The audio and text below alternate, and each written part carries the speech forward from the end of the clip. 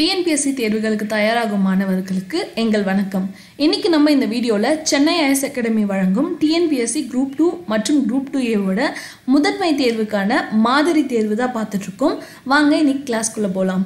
So இன்றைக்கி class start பண்ணுறதுக்கு முன்னாடி ஒரு சின்ன announcement. TNPSC group 2 and group 2A prelims and mains integrated batch வந்து 16/12/2020 ஸ்டார்ட் ஆகுது. போத் தமிழ் அண்ட் இங்கிலீஷ் மீடியம்லும் இருக்குது. இது பற்றியான ஏதாவது குவரிஸ் இருந்தால் நீங்கள் வெள்ளூர் பிரான்ச்சுக்கும் திருவண்ணாமலை பிரான்ச்சுக்கும் இந்த நம்பரில் வந்து காண்டாக்ட் பண்ணலாம். வாங்க இன்னைக்கு கிளாஸ்க்குள்ளே போகலாம். நம்ம ஆல்ரெடி டே 1 எக்ஸாம் மாடல் டெஸ்ட் அதோட மாடல் ரைட்டிங் ப்ராக்டிஸ் பார்த்துட்டோம். இன்றைக்கி நம்ம டே 2 டெஸ்ட் 2 மாடல் டெஸ்ட் வந்து மார்னிங் பார்த்தோம். இப்போ நம்ம அதுக்கு எப்படி மாடல் ஆன்சர்ஸ் எழுதுறது அப்படின்னு பார்க்க போகிறோம். மொத்தம் 3 கொஷின்ஸ், 1 டிரான்ஸ்லேஷன், இன்னும் மீதி 2 காம்ப்ரிஹென்ஷன் பொருள் உணர்திறன். இதை வச்சு தான் இன்றைக்கி கேள்விகள் நம்ம தயாரிச்சிருக்கோம். இதுக்கு என்னென்ன ரூல்லாம் எப்படியெல்லாம் அப்ளை பண்ணணும், எப்படியெல்லாம் இந்த ஆன்சர் எழுதணும் அப்படின்றத நம்ம மார்னிங் பார்த்தோம். அதோட மாடல் ஆன்சர் இன்றைக்கி பார்க்குறோம். அந்த வீடியோ பார்க்காதவங்க டிஸ்கிரிப்ஷன் லிங்க்கில் வீடியோ இருக்குது. ஸோ அந்த லிங்க்கை கிளிக் பண்ணி எப்படி வந்து காம்ப்ரிஹென்ஷன் அப்ரோச் பண்ணணும் அப்படின்னு பாருங்கள். நம்ம இப்போ மாடல் ஆன்சர்ஸ்குள்ளே போகலாம். ஸோ இதுதான் நம்ம மார்னிங் போஸ்ட் பண்ண மாடல் கொஷின். ஸோ டிஎன்பிஎஸ்சி மாடல்லே வந்து கொஷின்ஸ் ப்ரிப்பேர் பண்ணியிருக்கோம் வித் இன்ஸ்ட்ரக்ஷன்ஸ். ஸோ இன்ஸ்ட்ரக்ஷன்ஸை நல்லபடியாக படித்து அதுக்கப்புறம் எழுத ஆரம்பிங்க. ஏன்னா சின்ன மிஸ்டேக் கூட பெரிய அளவில் நமக்கு பாதிப்பு ஏற்படுத்தும். So English to Tamil translation முதல் கேள்வியை பார்த்தோம்.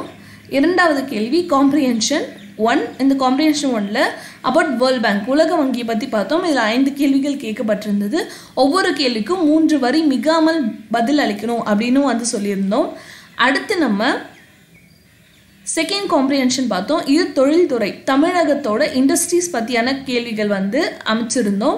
இதிலும் 5 கேள்விகள் 3 வரைக்கும் மிகாமல் பதில் எழுதணும் அப்படின்னு நம்ம சொல்லியிருந்தோம். ஸோ அதுக்குரிய மாடல் ஆன்சர்ஸை இப்போ பார்ப்போம் வாங்க.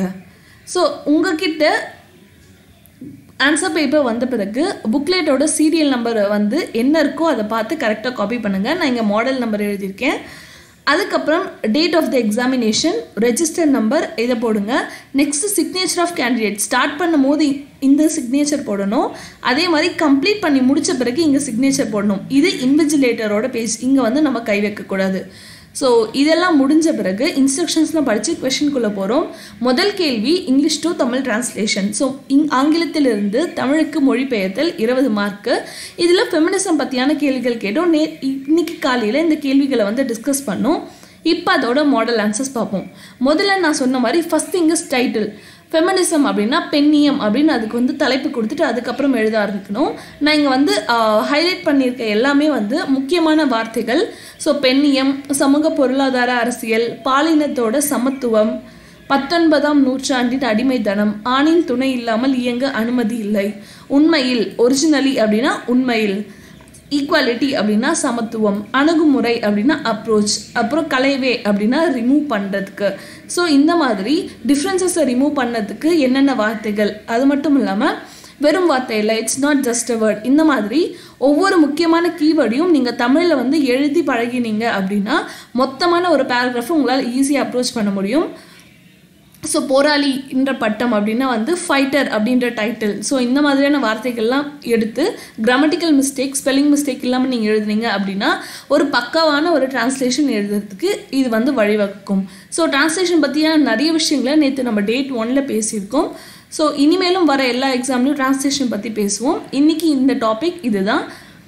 நம்ம நெக்ஸ்ட் காம்ப்ரிஹென்ஷனுக்குள்ளே போகலாம். ஸோ காம்ப்ரிஹென்ஷன் 1 பார்த்தோம் அப்படின்னா உலக வங்கி பற்றி சொல்லியிருந்தேன். ஸோ உலக வங்கி அதோட கூட்டமைப்புகள் இது எல்லாத்தையுமே வந்து வச்சு கேள்வி கேட்டிருந்தேன். அந்த 5 கேள்விகளோட பதில் முதல்ல பார்க்கலாம்.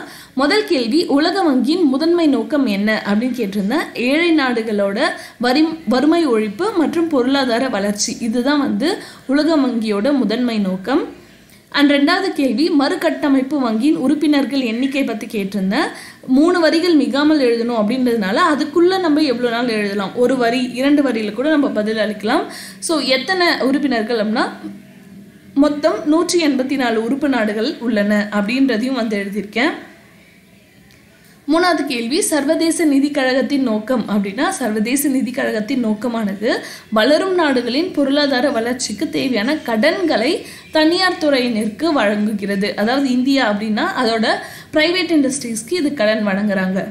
அடுத்து வட்டியில்லா கடன் தர அமைப்பு எது அப்படின்றதுக்கும் பதில் கொடுத்துருக்கேன். முதலீடு தொடர்பான பிரச்சனை தீர்வு மையத்தில் மொத்தம் எத்தனை உறுப்பினர்கள் உள்ளனர் அப்படின்ற கேள்விக்கும் இங்கே பதில் கொடுத்துருக்கேன். ஸோ இந்த கேள்வி பதில் எல்லாம் பார்த்தீங்கன்னா அந்த கேள்வியோட டைட்டில் எழுதியிருக்கேன், அதே மாதிரி அந்த பதிலை 3 வரிக்கு மிகாமல் எழுதியிருக்கேன்.